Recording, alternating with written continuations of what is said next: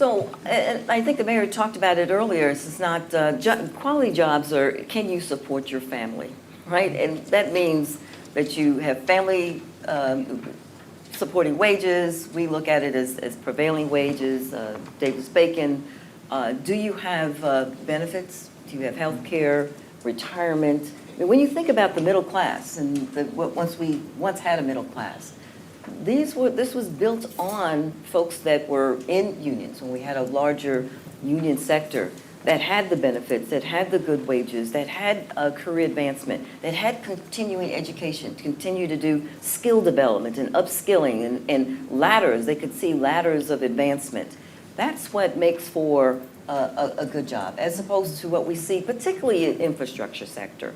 There's a lot of, paying folks under the table and paying them for not giving them any benefits. And as we talked about, where jobs are, it's sort of a circus tent. You're in business today, fold the tent until you find the next job.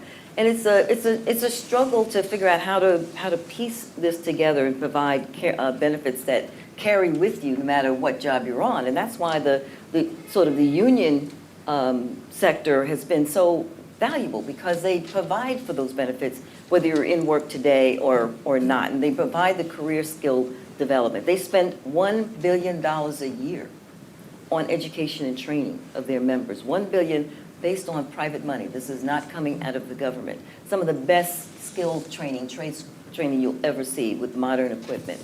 So that's what we are looking for when we talk about quality jobs. And it's a struggle for folks that are in the community, because I remember our coalition in San Francisco. We had a huge battle with the labor unions, and this is what we do, okay? We have these conversations across the divide. And, the union, the community activists, we wanted large numbers of jobs, right? This is going to be our first project, energy project. We wanted a large number of jobs. The building trade said, well, you've got a choice. You have either job quality or job quantity.